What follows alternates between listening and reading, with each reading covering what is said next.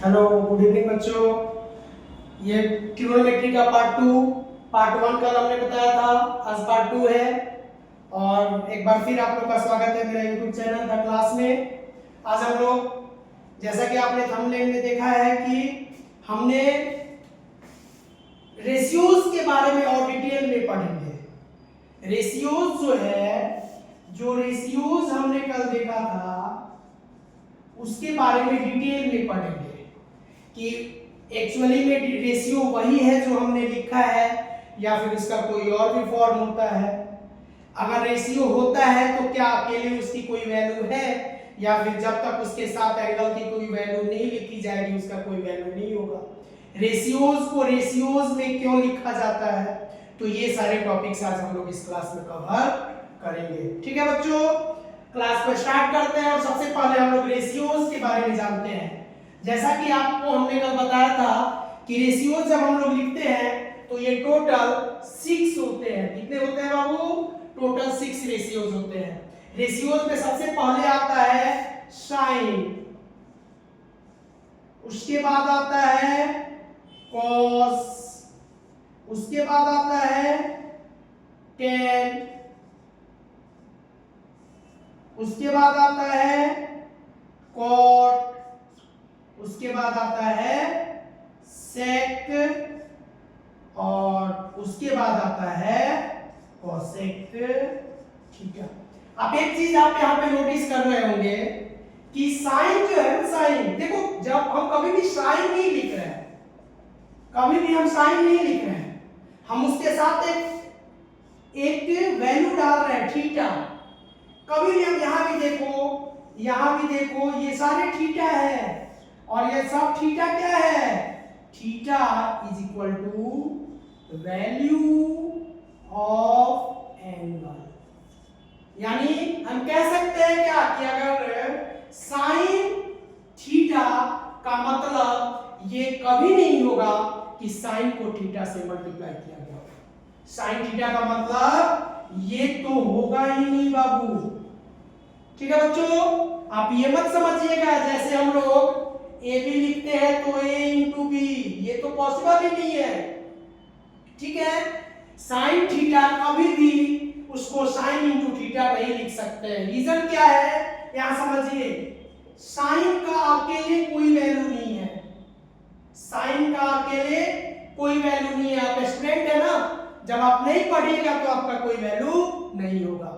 तो आपको जरूरी है पढ़ना, पढ़ाई कीजिए। इसलिए जैसे आपकी वैल्यू बिना पढ़ाई की नहीं है वैसे ही थीटा की वैल्यू बिना साइन की नहीं है और साइन की वैल्यू बिना थीटा की नहीं है। ये जब तक साइन थीटा, ये जितने रेशियोज हैं सारे रेशियोज जब तक एक साथ नहीं होंगे इनका वैल्यू हम लोग फाइंड नहीं कर सकते। और रियल में ये सही होगा ही नहीं। सिर्फ अगर हम साइन लिख दे तो इसका वैल्यू नहीं होगा। सिर्फ अगर हम इसको इसके साथ एंगल लिखना ही होगा। ट्रिगोनोमेट्री के डेफिनेशन पे आइए। ट्रिगोनोमेट्री क्या कहता है? ट्रिगोनोमेट्री रिलेशन बताता है साइड और एंगल्स का। तो वही एंगल है ये जो हम यहाँ पे लिख रहे हैं थीटा। कुछ भी आ सकता है, जरूरी नहीं है थीटा ही हो। एक जनरल फॉर्म में आप लोग इसको थीटा समझ सकते हैं। कुछ भी लिख दीजिए, ए लिख दीजिए, बी लिख दीजिए, सी लिख दीजिए, लेकिन लिखिए चाहे जो मर्जी, मानिएगा आप एंगल ही। आपको जो मर्जी लिख दीजिए, A B C D E F G H Z तक याद है आपको, जो मर्जी लिखिए, लेकिन मानना आपको क्या है? थीटा ही मानना है। तो हमने क्या सीखा कि ये sine theta, cos theta, tan theta, cot theta, sec theta, cosec theta, ये इनकी वैल्यू तभी है जब ये दोनों एक साथ हैं। अगर ये अलग हो जाएंगे तो इनकी वैल्यू नहीं होगी। यानी जब ये एक है तभी ये मजबूत है, अकेले है तो इनका कोई अस्तित्व नहीं है। तो ये याद रखिएगा। अब हम लोग ये देखेंगे कि जो हम लोग साइन और कॉस जो लिखते हैं ना, एक्चुअली में वो है क्या? वो क्या वही लिखा जाता है या फिर उनकी कोई वैल्यू भी है? ठीक है, तो जो साइन और कॉस हम लोग लिखते हैं उसका समझिएगा, बड़ा फॉर्म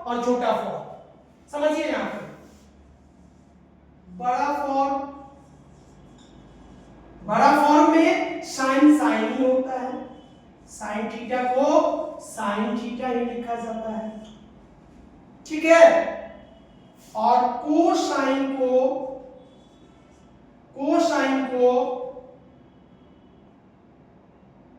लिखा जाता है कॉस थीटा। यहां से कॉस ले लिया जाता है, ठीक है बच्चों। क्या ले लिया जाता है? यहां से कॉस ले लिया जाता है। क्या ले लिया जाता है? कॉस ले लिया जाता है। अब क्या आ जाइए, टेन को टेंजेंट को यहां से टेन ले लिया जाता है, तो ये हो जाता है टेन थीटा। क्या हो जाता है बाबू? टेन थीटा हो जाता है। और तो एक चीज याद रखिए, साइन था तो ये कोसाइन हो गया, ये साइन था तो ये कोसाइन हो गया, ये टेंजेंट था तो ये कोटेंजेंट हो जाएगा। और यहां से हम लोग कॉट ले लेंगे तो ये हो जाएगा कॉट थीटा, ठीक है बाबू। कोई दिक्कत बच्चों हम लोग को यहाँ तक? ये बड़ा फॉर्म है और ये उसका छोटा फॉर्म है, ये इसका छोटा फॉर्म है। कॉस का सेम रहता है, कोसाइन का कॉस हो जाता है, टेंजेंट का टेन हो जाता है, कोटेंजेंट का कॉट हो जाता है। एक कभी कभी फिल इन द ब्लैंक्स में आता है कि इसका ये कॉस थीटा कहां से निकाला गया है, किसका? ये छोटा फॉर्म है। या फिर ये पूछ देगा कि इसका छोटा फॉर्म क्या होगा। ये आ गया आपको। अब सेकेंड में आ जाइए, इसका होता है सेक थीटा। कोसेकेंड में आ जाइए, इसका होता है कॉस थीटा। कोई दिक्कत? कोसेकेंड में आ जाइए, इसका क्या होता है? सेक थीटा होता है। क्या होता है? सेक थीटा होता है, ठीक है ना। अब देखिए, सेक थीटा का सेकेंड का सेक थीटा, कोसेकेंड का कोसेक थीटा, कोसेक थीटा हो जाएगा। क्या हो जाएगा? कोसेक थीटा हो जाएगा। तो आप यहां हम लोग क्या समझे बच्चों कि sine theta as it cosine का कॉस, टेंजेंट का टेन, कोटेंजेंट का कॉट, सेकेंड का सेक और कोसेकेंड का कोसेक। ये छोटा फॉर्म होता है, ठीक है ना। ये सब क्या होता है? छोटा फॉर्म होता है। अब हम लोग इसकी थोड़ी सी डिटेल पढ़ने जाएंगे, समझिएगा ध्यान से। हम लोग यहां देखते हैं, कल क्या बताए थे? एक फॉर्मूला बताए थे ना पंडित बद्री प्रसाद वाला। क्या बताए थे? सबका फर्स्ट लेटर लिखना है आपको, क्योंकि उतना टाइम आपके पास नहीं होगा एग्जाम में। तो देखिए, पंडित बद्री प्रसाद हर बोले, पंडित बद्री प्रसाद हर बोले, सोना चांदी तौले। ये पंडित बद्री प्रसाद हर बोले, सोना चांदी तौले, ठीक है ना बाबू। पंडित बद्री प्रसाद हर बोले, सोना चांदी तौले। अब यहां देखिए तो साइन थीटा का वैल्यू क्या हो जाएगा? P बाई H हो जाएगा, P बाई H हो जाएगा। ऐसे ही cos थीटा का वैल्यू क्या हो जाएगा? cos थीटा बोलिए तो cos थीटा का वैल्यू B बाई H हो जाएगा, B बाई H हो जाएगा। और tan थीटा का वैल्यू क्या हो जाएगा? tan थीटा का वैल्यू क्या हो जाएगा? tan थीटा का वैल्यू P बाई B हो जाएगा, tan थीटा का वैल्यू P बाई B हो जाएगा। अब हम आपको एक चीज बताने की कोशिश करेंगे यहाँ पे, उसको एकदम आराम से समझिएगा। आपको थोड़ा सा ये देखेंगे हम लोग कि ये साइन का रिवर्स होता है। कल भी हम बताए थे, आज भी बता रहे हैं, साइन का रिवर्स होता है कोसेक, इसका होता है h बाई t। और इसका होता है कोसेक, कॉस का होता है सेक, और सेक थीटा का होता है h बाई b। अब तो पता चल गया ना कि बार बार थीटा क्यों लिख रहे हैं हम। बार बार थीटा लिखने के पीछे एक ही रीजन है कि साइन कॉस टेन कोई भी रेशियोज की अकेले कुछ भी वैल्यू नहीं है, ठीक है। किसी भी रेशियोज की अकेले कोई वैल्यू नहीं होती। तो इसीलिए जो भी टी रेशियोज है, हम लोग पढ़ रहे हैं टी रेशियोज, तो जो भी टी रेशियोज है वो जब तक एंगल के साथ नहीं होगा, अपने आप में वो कोई वैल्यू डिजर्व नहीं करता है। तो यहां देखिए, tan का उल्टा होगा cot, तो कॉट हो जाएगा b बाई पी। स्क्रीनशॉट लेके रखना होगा तो आप लोग स्क्रीनशॉट लेके रख सकते हैं इसका, ठीक है। स्क्रीनशॉट ले लीजिएगा यहाँ से और स्क्रीनशॉट इसको लेके आप लोग रख सकते हैं, ठीक है ना बाबू। अब ये रेशियोज के बारे में हम आपको बता दिए, यही रेशियोज होते हैं। देखिए यहाँ एक बार साइन जो है वो साइन का होता है, कोसेक जो है वो कोसेकेंट का होता है, कॉस जो है वो कोसाइन का छोटा रूप, सेक जो है वो सेकेंड का छोटा रूप, टेन जो है वो टेंजेंट का छोटा रूप, कॉट जो है वो कोटेंजेंट का छोटा रूप है, ठीक है ना। एक बार और देखिए, साइन जो है वो साइन रूप में है, कोसेक जो है कोसेक जो है वो सेकेंड का छोटा रूप है, ठीक है। नहीं, कोसेक जो है वो कोसेकेंड का छोटा रूप है, सेक जो है वो सेकेंड का छोटा रूप है, कॉट जो है वो कोटेंजेंट का छोटा रूप है, टेन जो है वो कोटेन का छोटा रूप है, और कोसेक जो है वो कोसाइन का छोटा रूप है। यानी साइन, सेक और कॉट में साइन, सेक और टेन में को लगा दीजिए तो क्या मिल जाएगा आपको, कोसाइन मिल जाएगा, कॉस, कोसेक मिल जाएगा, कोसेकेंट मिल जाएगा और कोटेंजेंट मिल जाएगा, कॉट, ठीक है। अब हम लोग थोड़ा सा इसकी वैल्यू पे सोचते हैं, यहां देखिएगा ध्यान से, ये याद रखिएगा, इसको हम यहां कॉर्नर पे लिखते हैं,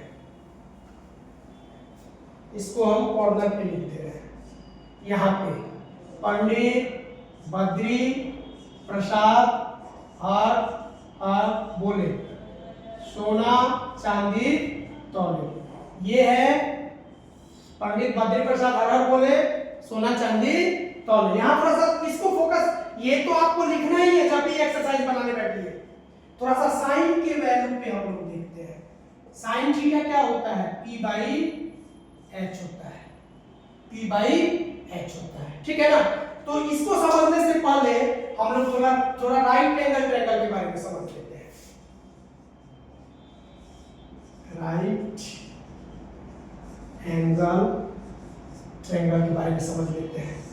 राइट एंगल ट्रायंगल में ये 90 डिग्री होता है, राइट, ये तो आप लोग पढ़ते आए ना। ये क्या होता है 90 डिग्री, और 90 के सामने वाले एंगल को हाइपोटेनस बोलते हैं, और ये बेस होता है, और ये परपेंडिकुलर होता है। यहां समझते रहिएगा, ये सबसे बड़ी साइड है, ये जो है परपेंडिकुलर से भी बड़ी है और बेस से भी बड़ी है, याद रखिएगा। तो किसी के भी नीचे h आएगा तो वो उसकी वैल्यू हमेशा 1 से छोटी होगी। यहां लिख दे रहे हैं, नोट में लिख दे रहे हैं कि किसी भी टी रेशियो की वैल्यू अगर किसी भी टी रेशियो के नीचे अगर किसी भी टी रेशियो के नीचे अगर h आए तो उस रेशियो की वैल्यू हमेशा 1 से छोटी होगी, 1 से छोटी होगी। तो देखिए यहां पे अब एक बात बताइए कि sine theta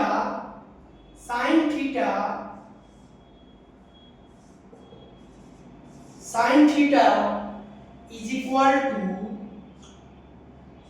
p by h होता है ना, p बाई h होता है ना। तो यहां पे देखिए, यहां पे थीटा का वैल्यू जो होगा ना साइन थीटा, तो इसका जो वैल्यू होगा वो हमेशा 1 से छोटा होगा। ये जो भी वैल्यू होगा ना, वैल्यू ये वैल्यू से 1 बड़ा होगा हमेशा, एक चीज याद रखिएगा, ये वैल्यू से फिल इन द ब्लैंक्स में आपको मिलेगा। ये यहां लिखवा दिया हम, किसी भी की रेशियोज के नीचे अगर h आए तो उस रेशियोज की वैल्यू हमेशा 1 से छोटी होगी। h सबसे बड़ी साइड है तो बड़े साइड में छोटे से डिवाइड कीजिएगा तो हमेशा पॉइंट में आएगा। अब दूसरा नोट देख लीजिए, इसको रिवर्स कर दीजिए कि किसी भी टी रेशियोज के ऊपर अगर h आए तो उस रेशियो की वैल्यू हमेशा 1 से ज्यादा होगी। ठीक है बच्चों, 1 से ज्यादा, थोड़ा रोमन यूज कर रहे हैं हम हिंदी में थोड़ा सा, ठीक है। 1 से क्या होगी, ज्यादा होगी। तो आप बताइए कि cos की वैल्यू, देखिए cos नहीं, साइन को रिवर्स कर दीजिए, cosec, cosec थीटा h आ जा रहा है ऊपर, तो हमेशा इसकी वैल्यू 1 से ज्यादा होगी, हमेशा इसकी वैल्यू 1 से ज्यादा होगी। उम्मीद है ये समझ में आ गया होगा। क्यों ज्यादा होगी, अगर कोई पूछ रहा है तो आप क्या बताइएगा, आपको बताना यही है कि भाई ये h जो है वो बड़ा, h जो है वो बड़ा है और p जो है वो छोटा है, तो बड़े से छोटे में डिवाइड करने पे कभी भी पॉइंट में आंसर आता है, राइट। इसका स्क्रीनशॉट लेना है तो ले लीजिए, ठीक है। स्क्रीनशॉट हो गया, अब आगे चलते हैं हम लोग।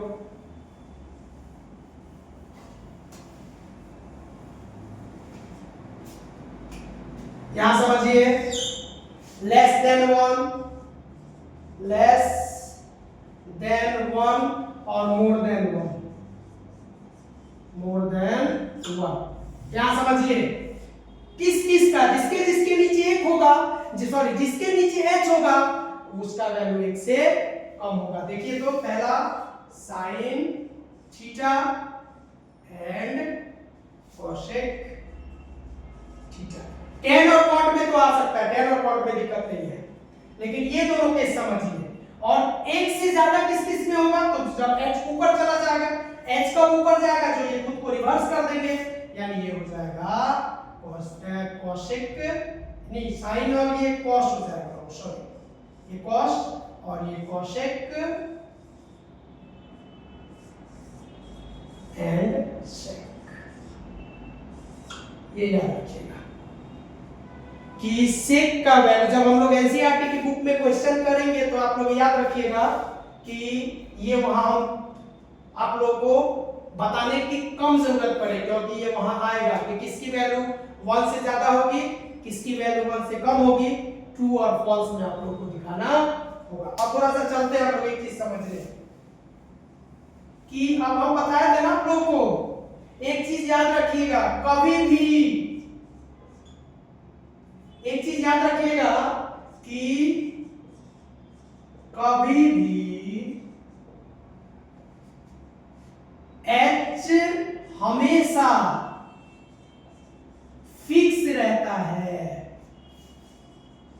क्या रहता है, हमेशा फिक्स रहता है। और दूसरा, p और b आपस में बदल जाते हैं, p perpendicular and base, perpendicular और बेस या हाइपोटेनस, परपेंडिकुलर और बेस आपस में बदलते रहते हैं, बदलते रहते हैं। ये आप लोग अभी समझ में आ जाएगा ये लाइन का मतलब। देखिए समझिए, कभी भी h हमेशा फिक्स होता है। क्यों फिक्स होगा, क्यों फिक्स होगा h, क्यों फिक्स होगा, क्योंकि h वही होगा जो 90 के सामने होगा किसी भी ट्रायंगल में।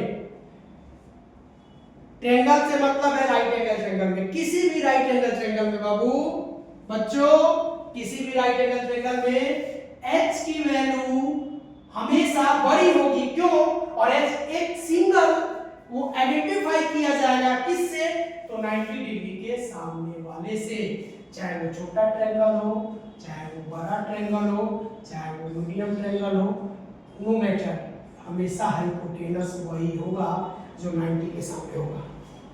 कोई दिक्कत, कभी भी h हमेशा फिक्स रहता है। h तो बड़ा लाइन है, तो ये तो हमेशा फिक्स ही होगा। ये बदल जाते हैं आपस में, ये आपस में बदलते रहते हैं। कैसे बदलेंगे आप यहां थोड़ा सा देखिएगा। इसको रहने दीजिए, मिटाना नहीं है जब तक ये फिनिश नहीं हो जाए, इसी का तो मेन रोल है। साइन का चाहे एक चीज और, ये जो टी रेशियोज है ना, टी रेशियोज, वो दिल है भाई, ये दिल है किसका? ट्रिगो का, ट्रिगोनोमेट्री का। बिना दिल का हम लोग जिंदा रहेंगे क्या? नहीं रह सकते। तो बिना ट्रिगो का टी रेशियो पॉसिबल ही नहीं है, बिना टी रेशियो का ट्रिगो पॉसिबल नहीं है, बिना टी रेशियो का ट्रिगो पॉसिबल नहीं है, ये याद रखिएगा। तो इसको हम लोग हार्ट ऑफ द ट्रिगो बोलते हैं। अब से क्या बोलेंगे?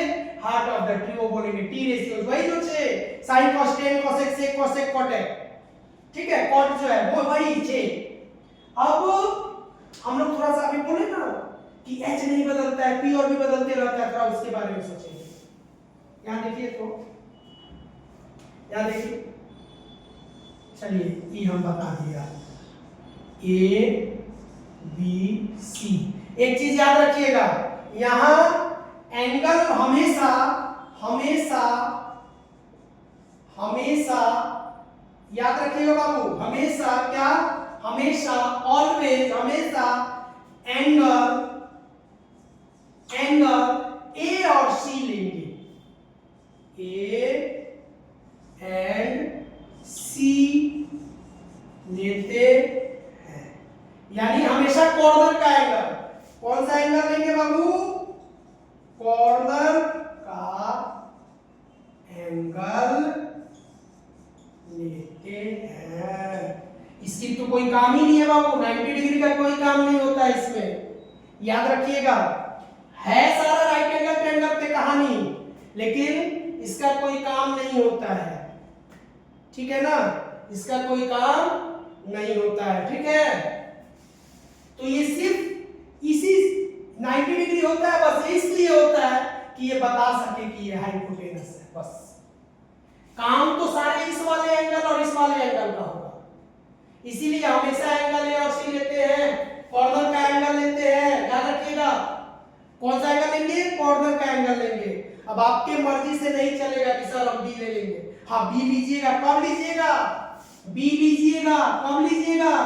जब बी हम यहां दे दे तो यहां पे ए और बी लीजिएगा। जब 90 डिग्री वाले एंगल को नहीं लेते हैं, याद रखना, 90 डिग्री वाले एंगल को नहीं लेते। इसका वही रूल है जो इंडिया में उसका है, क्या बोलते हैं, राष्ट्रपति का है चेयर पे, लेकिन काम कोई ज्यादा नहीं है। ये नंबर 1 नागरिक है, लेकिन काम कोई ज्यादा नहीं है, सेम टू सेम है, बिना इसका कुछ नहीं होगा, लेकिन इसका उतना ही काम है कि बस ये डिसाइड कर सके राइट एंगल ट्रायंगल। अब हम लोग थोड़ा सा बदलता कैसे है वो देखेंगे। हमेशा ए और सी से मेजरमेंट किया जाएगा, बी का कोई वैल्यू नहीं होगा, और 90 डिग्री वाले का कोई वैल्यू नहीं लेते हैं, और कॉर्नर वाले एंगल को हमेशा बनाते हैं। कॉर्नर वाले एंगल से हमेशा क्या करते हैं? सॉल्व करेंगे, ठीक है बाबू। अब थोड़ा सा चलते हैं कैसे बनेगा, ये देखिए।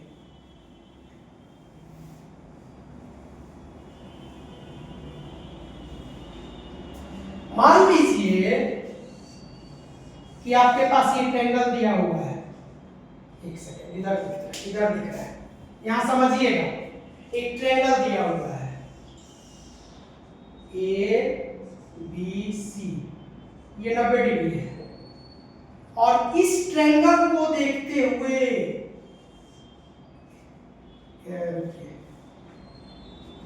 इस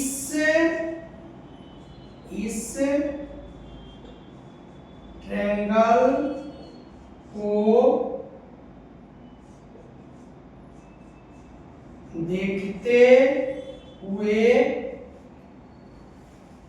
वैल्यू निकालिए, वैल्यू निकालिए किसका? टी रेशियोज का। किसका वैल्यू निकालना है? T ratios. तो कितने रेशियोज है हम लोगों के पास? हम लोगों के पास है साइन, कॉस, टेन, कॉट, सेक, कोसेक। देखिए यहां हम थीटा नहीं लगाए हैं, तो जब तक थीटा नहीं लगाएंगे कोई वैल्यू नहीं है। बुक नहीं है आपके पास, आप स्टूडेंट नहीं हो, आप पढ़ते नहीं हो, यानी आप स्टूडेंट नहीं हो। वैसे ही जब तक इसकी वैल्यू नहीं लगेगी इसका कोई नहीं होगा, इसका कोई वैल्यू नहीं निकलेगा। यहां कुछ लिखना होगा, आप देखिए समझिएगा थोड़ा सा। हम अभी आप लोगों से क्या बोले हैं कि कॉर्नर वाले का वैल्यू लेंगे, यही आपस में बदलेगा। एक चीज समझिए, सबसे पहले समझिए बेस कैसे लेंगे। देखिए यहां पे समझिएगा, फॉर पॉइंट ए के लिए बेस क्या होगा ये समझना जरूरी है। बेस समझ गए तो आप समझ जाइएगा, बेस समझ गए तो आप समझ जाइएगा। देखिए ए, मान लीजिए यहां आपका घर है, यहां पे आपका घर है, यहां से आपको ए पे जाना है, क्योंकि पॉइंट ए के लिए, तो जिस रास्ते से आपको जाना है ना, समझिए, जिस रास्ते से आपको जाना है वो बेस होगा। सबसे छोटा रास्ता जाने के लिए तो यहां से यहां भी जा सकते हैं, यहां से यहां भी जा सकते हैं, लेकिन सबसे छोटा रास्ता बी से ए पर जाने के लिए यही है ना, इसको बेस मानेंगे। तो बेस क्या हो गया?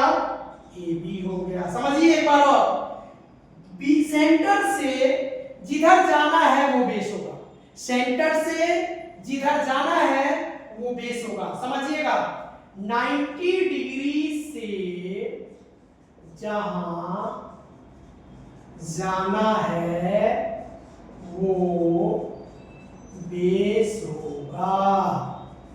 ठीक है बाबू, 90 डिग्री से जहां जाना है, तो 90 डिग्री से अगर ए पे जाना है तो ए बी बेस हो जाएगा, 90 डिग्री से अगर सी पे जाना है तो बी सी बेस हो जाएगा। ठीक है, यानी 90 टू ए, तो बेस क्या हो जाएगा? बेस हो जाएगा ए बी। समझिए, जिधर हमको जाना है, और 90 से अगर हमको सी पे जाना है तो बेस हो जाएगा बीसी। यही समझना है।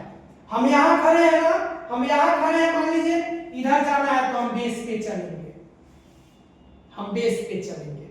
ठीक है, बेस समझ में आ गया, बेस समझ में आ गया।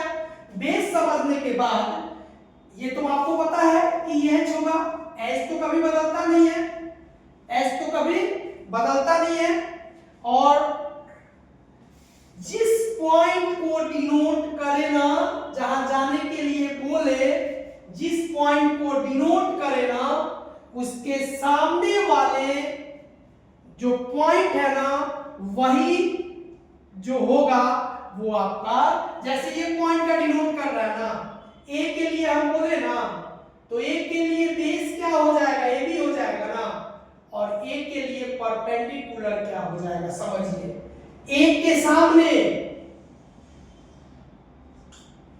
इस पॉइंट के सामने, यानी बीसी, बीसी हो जाएगा। समझ आ गया? क्या हो जाएगा? बीसी हो जाएगा। क्या हो जाएगा? बीसी हो जाएगा। और सी के लिए क्या होगा? सी के लिए हो जाएगा ए बी। सी के लिए क्या हो जाएगा? ए बी हो जाएगा। सी के लिए क्या हो जाएगा? ए बी हो जाएगा। तो ये नोट कर लीजिए एक बार आप लोग, या इसको स्क्रीनशॉट ले लीजिए। हो गया? ठीक है, अब थोड़ा सा हम लोग क्वेश्चन पे आते हैं।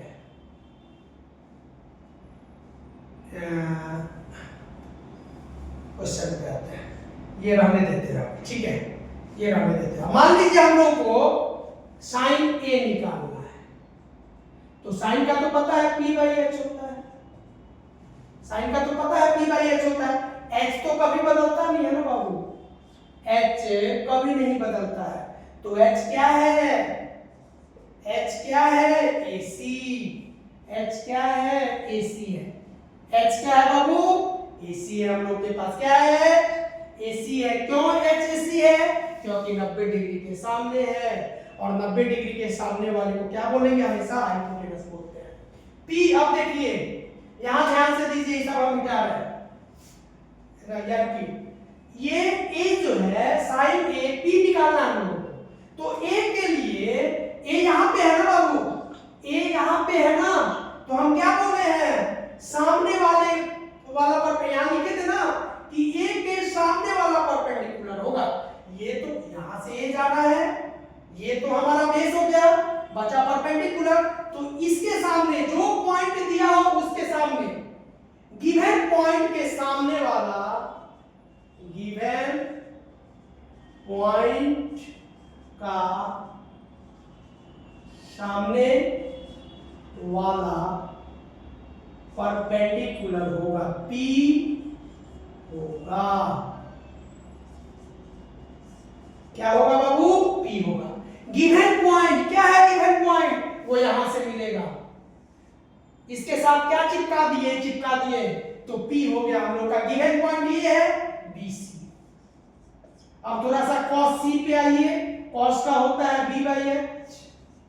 H तो बदलेगा नहीं ना बाबू, H तो बदलेगा नहीं, सबके लिए HY होगा ना। भोज में जाते हैं ना खाना खाने, तो सबके लिए एक ही जैसा खाना बनता है कि नहीं बनता है?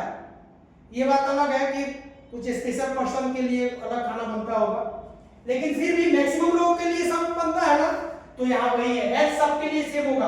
अब C के लिए ये वाला पॉइंट देखना है आपको बाबू। C देखिए, C क्या निकालना है? बेस। तो C से 90 से जाना यही है ना, यही हो जाएगा बेस, यानी BC। अब 10 आ जाइए, 10 आ जाइए C, 10 आ जाइए C। तो 10 का होता है P/B। 10 का क्या होता है? P/B। 10 का क्या होता है? P/B होता है। तो देखिए, तो 10 B निकाल लीजिए, 10 का B। 10 क्या बोल रहा है? C बोल रहा है। तो 10C यहाँ है ना, तो ये हो गया।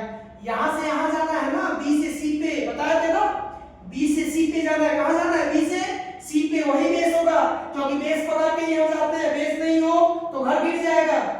बेस होना जरूरी है। जैसे कुछ बच्चों का बेस नहीं होता है तो मैथ कमजोर हो जाता है ना। कुछ बच्चों का बेस नहीं होता है तो मैथ क्या होता है? कमजोर हो जाता है। तो यहां देखिए, तो ये C P/B है ना बाबू, तो C के लिए बेस तो BC हो गया, बेस हो गया BC, और AB क्या हो गया? परपेंडिकुलर, क्योंकि C के सामने यानी परपेंडिकुलर यानी AB।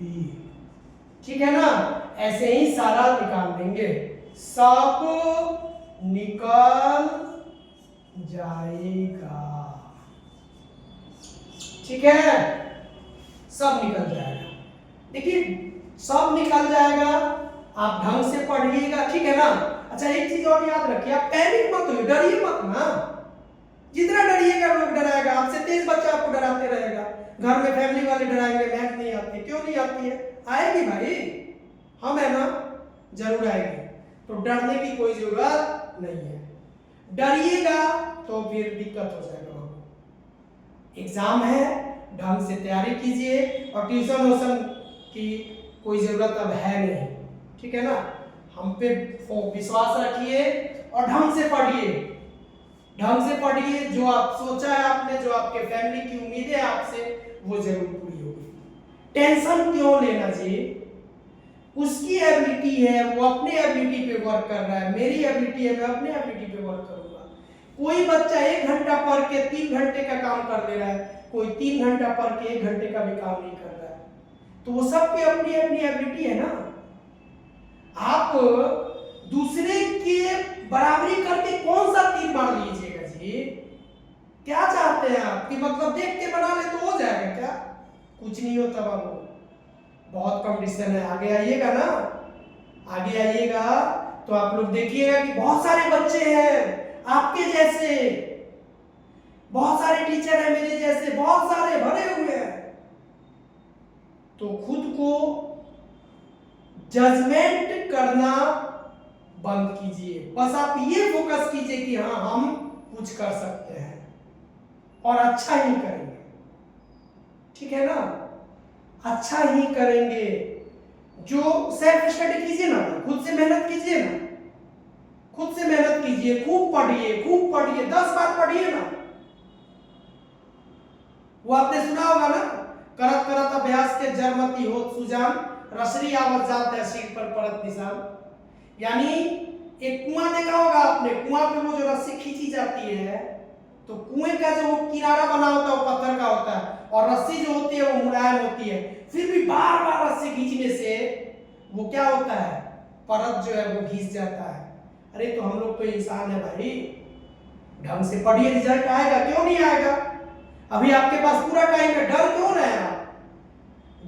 डरिएगा तब तो सब खत्म है, कुछ नहीं कर पाइएगा। ठीक है ना, डरना नहीं है, ठीक है, डरना नहीं है। एक क्वेश्चन हम लोग इस पे और करेंगे, और इसको क्लियर करके फिर दूसरे इसका पार्ट 3 जो आएगा उसमें हम आप लोगों को एनसीईआरटी का एग्जांपल कराएंगे। पार्ट 4 जो आएगा उसमें एनसीईआरटी के एक्सरसाइज होंगे, ठीक है ना। ओके, डरना बंद कीजिए। डरिएगा तो बहुत डराएगा। कुत्ता देखे हैं गांव में? गांव में कुत्ता देखे ऐसे भौंकता है सब, एक बार भौंक, देखिए कैसे हट जाता है। अब भौंकते रहेगा, भागते रहिएगा एकदम, तब तो वो काट ही लेगा। ठीक है, डरना बंद कीजिए, ठीक है ना, डरिए मत। एक बार झाड़िए ना उसको, देखिए तो फिर आता है आपके पास, नहीं आएगा। तो ऐसे एक बार मैथ को झाड़ दीजिए एकदम, ऐसे झाड़िए कि एकदम लगे कि पूरा एकदम क्लियर हो गया। माइंड से क्लियर मत कीजिएगा, ठीक है ना। पढ़िए, स्टडी जरूरी है। यहां देखिए, इसमें दो ही को समझा रहे हैं, tan p समझा रहे हैं और sin q समझा रहे हैं। p r q है। अच्छा, इसके लिए यहां समझिए, फॉर पॉइंट p यहां पे है, यानी चलना है हम लोग को, उसी रास्ते पे चलना है, क्योंकि बेस निकालना है। तो यहां से चलना शुरू कीजिए, r से p के तरफ, क्योंकि p जाना है ना, तो बेस हो गया आप लोगों का PR, और परपेंडिकुलर बताए थे ना, सामने वाला ना, परपेंडिकुलर मतलब सामने वाला, यानी मेरे सामने जैसे आप हैं वैसे ही इसके सामने ये हो जाएगा, तो परपेंडिकुलर RQ होगा। और PQ बदलता है क्या? नहीं बदलेगा भाई, हाइपोटेनस है। 90 डिग्री की तो यही प्रॉपर्टी होती है। क्या प्रॉपर्टी होती है? कि ये 90 से आएगा, ये हाइपोटेनस होगा ना। डरिए मत, फिर बार बार हम रिपीट करेंगे, और जब तक क्लास होगी रिपीट करेंगे, जब तक आप खुद को स्ट्रॉन्ग नहीं कर लीजिएगा। इसीलिए डरना मना है बिल्कुल, डरिएगा तो और डराएगा मैं। अरे छोटा कम पढ़िए या ज्यादा पढ़िए, 10 तक तो पढ़ना ही है ना मैथ, उसको तो छोड़ नहीं सकते हैं ना, इसीलिए डरना नहीं है। देखिए tan का फॉर्मूला क्या होता है? p/b। तो tan p यहां लिखे है ना, पॉइंट के लिए बेस क्या होगा? PR, क्योंकि इस पे चलना है, और परपेंडिकुलर होगा RQ। ठीक है, sin q के लिए देखिए, तो sin के लिए sin का होता है p/h। h तो नहीं बदलेगा ना, h तो बदलना ही नहीं है, h हो जाएगा PQ। क्यों बदलेगा भाई? क्योंकि h की तो राजा है ना, राजा बदलता है क्या? h राजा हो गया, इसका हाइपोटेनस ट्रायंगल का है, राजा है, तो राजा हमेशा सबसे बड़ा होता है, तो सबसे बड़ी साइड है ये, और इसका h लिख दिए। अब चूंकि किसके लिए लिख रहे हैं हम लोग? q के लिए, q यहां है, सामने वाला p होगा, यानी p/r। ठीक है, आज की क्लास यहाँ स्टॉप की जाती है। वीडियो 3 में पार्ट 3 जब इसकी आएगी तो उसमें हम लोग एनसीईआरटी का एग्जाम्पल और कोशिश करेंगे, अगर लंबी क्लास नहीं हुई तो एक्सरसाइज भी करा देंगे 1.1 का। और डरना नहीं है, डरना नहीं है, करना तो है ही, ठीक है। डर के करने से कोई फायदा नहीं है, नहीं समझ पाइएगा। मैथ भारी लग रहा है, नहीं समझ पाइएगा। सबका कोई ना कोई एक सब्जेक्ट स्ट्रांग होता है यार, किसी का मैथ है, किसी का साइंस है, किसी का एसएसटी है, किसी का संस्कृत है। तो ये आप लोग ट्राई कीजिए कि कम से कम ना 100%, 90%, कम से कम 50, 55, 45 तक लाइए ना भाई, जो कमजोर है, कोई दिक्कत नहीं है, दूसरे सब्जेक्ट से मैनेज कीजिएगा, ठीक है। तो आज की क्लास से ही समाप्त की जाती है। तो आप लोग खूब पढ़िए और खूब पढ़िए। Thank you.